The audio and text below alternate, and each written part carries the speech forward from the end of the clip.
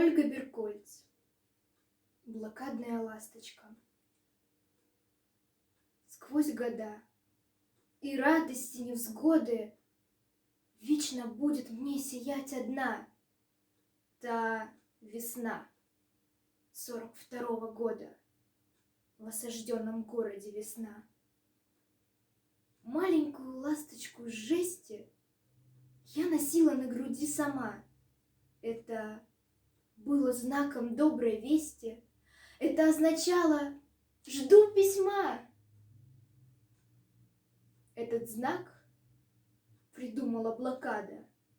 Знали мы, что только самолет, только птица к нам до Ленинграда с милой-милой родину дойдет. Столько писем с той поры мне было. Отчего же кажется самой, что до ныне я не получила самое желанное письмо? Кто не написал его, не выслал?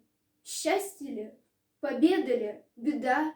Или друг, который не отыскан и не узнан мною навсегда?